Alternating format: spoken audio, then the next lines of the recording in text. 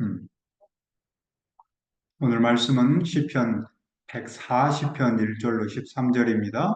요절은 13절입니다. 진실로 의인들이 주의 이름에 감사하며 정직한 자들이 주의 앞에서 살리이다. 말씀의 제목은 주님 앞에서 살리이다입니다. 우리는 겉으로는 화려하고 풍요로워 보이지만 내면에는 악이 가득한 세상에서 살고 있습니다. 이런 세상에서 우리는 어떻게 살아야 합니까? 첫째, 우리는 악인에게서 우리를 건져주시도록 하나님께 기도해야 합니다. 1절을 보십시오. 여호와여, 악인에게서 나를 건지시며 포악한 자에게서 나를 보전하소서. 시인은 먼저 여호와께 기도로 나아갑니다. 그의 첫 기도는 악인에게서 나를 건지시며입니다. 여기서 악인은 의로운 자를 괴롭히는 사람들을 가리킵니다. 영적인 의미로는 하나님의 뜻을 대적하는 악한 세력입니다. 시인은 무엇보다도 먼저 이러한 악인들로부터 구해달라고 기도합니다. 다음으로 시인은 포악한 자에게서 자신을 보호해 주시기를 간구합니다. 포악한 자는 폭력을 통해 자신의 욕망을 채우려는 사람들입니다. 이들은 권력을 남용하여 다른 사람들을 억압하고 하나님의 공의를 거스리며 폭력으로 목적을 달성하려 합니다. 시인은 스스로 악인의 손에서 벗어날 수 없음을 알기에 여호와께 보호를 간청합니다. 악인은 무엇을 했습니까? 그들은 마음속에서 악을 계획하고 매일같이 싸움을 일삼습니다. 악인의 모습이 어땠습니까? 그들은 혀를 뱀처럼 날카롭게 했습니다. 날카로움은 그들의 말이 감정적으로나 영적으로 사람을 해친다는 뜻입니다. 거짓말, 험담, 그리고 조작 등으로 사람을 파괴합니다. 그리고 그 입술 아래에는 독사의 독이 있습니다. 독사는 치명적인 독이 있는 뱀입니다. 이처럼 그들의 말은 독처럼 파괴적이고 사람을 정신적, 감정적으로 깊은 상처를 입힙니다. 그런데 그들의 독은 입술 아래에 숨겨져 있었습니다. 이 말은 그들의 악한 의도가 겉으로는 드러나지 않지만 속에 치명적인 독을 감추고 있다는 뜻입니다. 그들의 말은 부드럽게 들릴지 모르지만 그 속에는 속임수와 파괴적인 힘이 숨겨져 있습니다. 그러므로 시인은 계속해서 무엇을 기도합니까? 그는 여호와께서 악인의 손에 빠지지 않고 지켜주시고 포악한 자에게서 벗어나도록 기도합니다. 그들은 시인을 밀어서 넘어뜨리려 합니다. 교만한 자는 시인을 해하려고 올무와 줄을 놓았습니다. 길 곁에 그물을 치며 함정을 두었습니다. 시인은 자기를 이런 악인의 손에서 건져주시도록 기도했습니다. 시인이 기도하는 여호와는 어떤 분입니까? 6절을 보십시오. 내가 여호와께 말하기를 주는 나의 하나님이시니 여호와여 나의 간구하는 소리에 귀를 기울이소서 하였나이다. 그는 여호와를 나의 하나님이라고 부릅니다.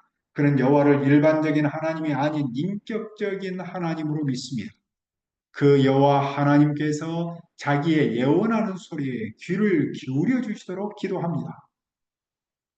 그 하나님 여호와는 구원의 능력입니다. 구원의 능력은 힘센 구원자 또는 신성한 용사를 뜻합니다.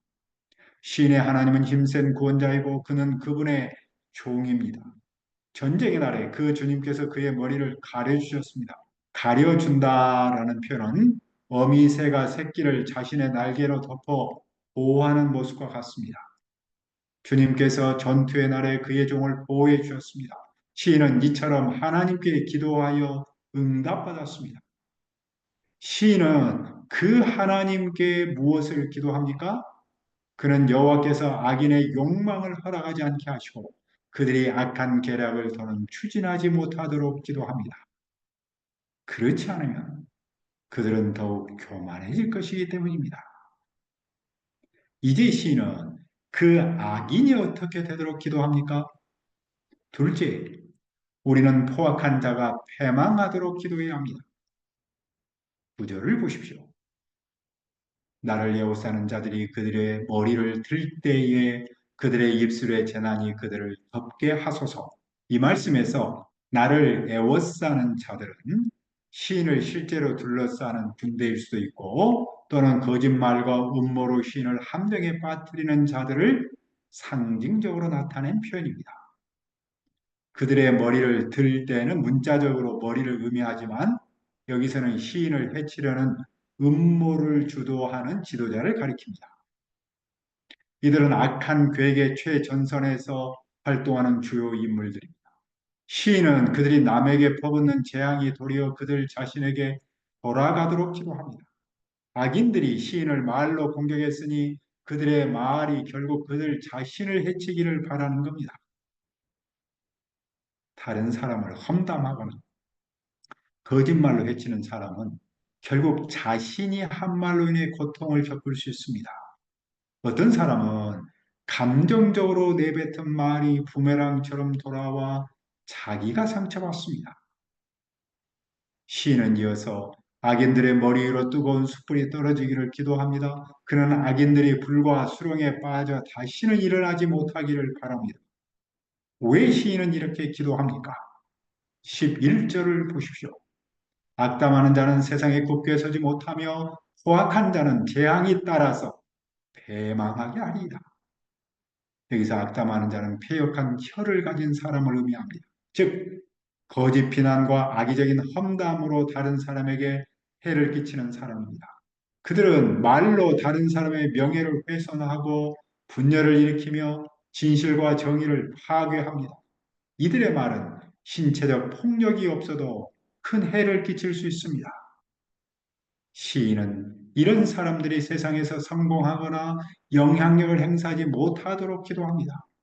사람을 속이고 해치는 말을 하는 자는 결코 공동체에서 존경받거나 견고한 지위를 얻어서는 안 된다는 겁니다. 또한 시인은 포악한 자는 자기가 저지른 그 악으로 패망하기를 바랍니다. 그들은 자신의 힘을 이용해 무고한 사람들을 해치며 악의 화신과도 같은 존재입니다. 그리고 패망한다라는 표현은 사냥당한다라는 의미입니다. 시인은 악이 그들을 뒤쫓아 사냥하여 그들의 몰락으로 이어지기를 기도합니다. 이것은 포악한 자가 놓은 함정에 스스로 빠지는 원리와도 같습니다.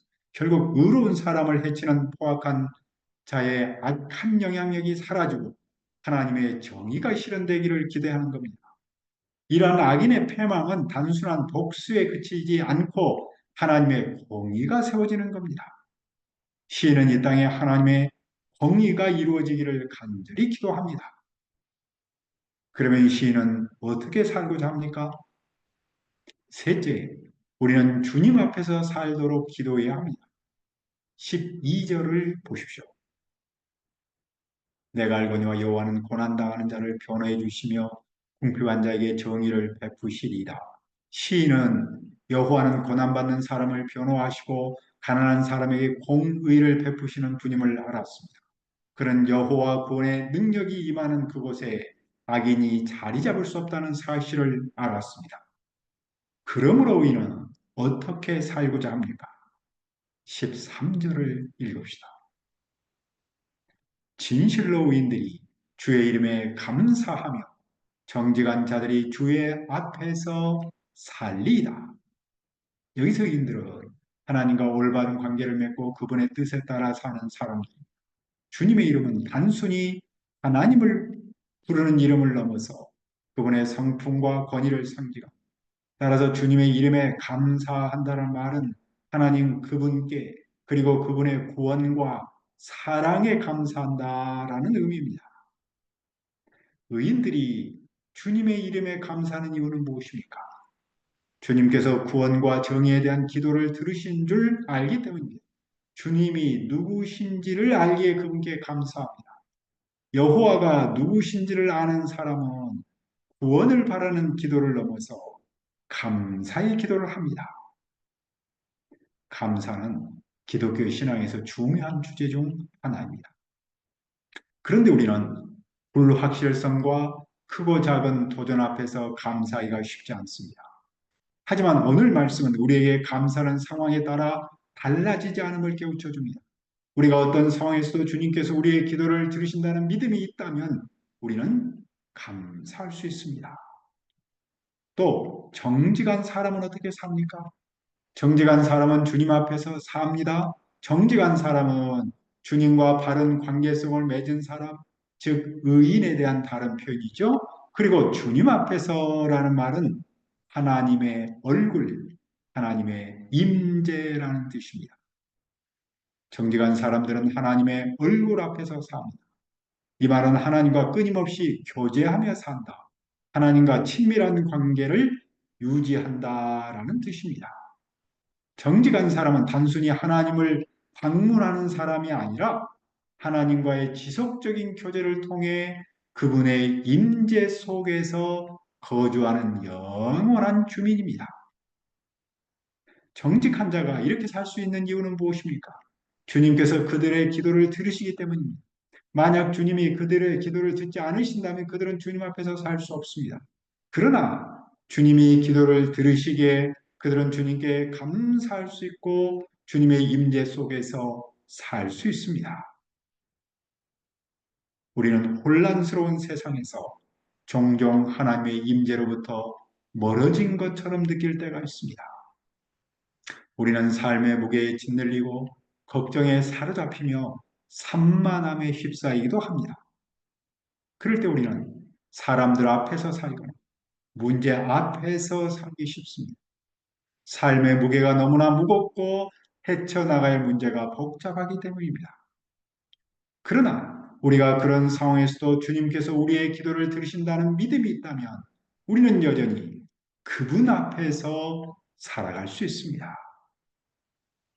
물론 하나님 앞에서 산다는 말은 교회 예배에 참석하는 그것만을 말하지 않습니다.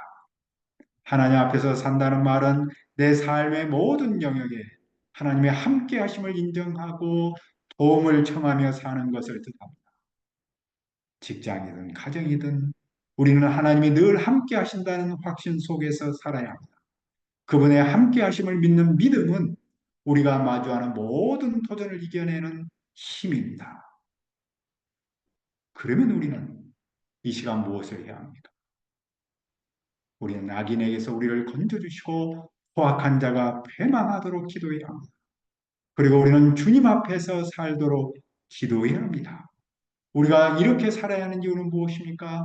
그것은 하나님께서 우리의 기도를 들으신다는 믿음 때문입니다. 그것은 하나님께서 언제 어디서나 나와 함께 하신다는 믿음 때문입니다. 우리가 오늘도 내일도 주님 앞에서 살아서 삶의 무게를 넉넉히 이기기를 기도합니다. 아버지 하나님, 우리를 악인에게서 건져주시고 포악한 자가 패망하도록 기도하게 하시며 주님 앞에서 살도록 도와주시옵소서. 하나님께서 우리의 기도를 들으신다는 믿음과 하나님께서 언제 어디서나 나와 함께 하신다는 믿음으로 이렇게 살도록 도와주십시오. 우리가 오늘도 내일도 주님 앞에 살아서 삶의 무게를 넉넉히 이기도록 도와주옵소서. 감사와 예수님의 이름으로 기도합니다. 아멘.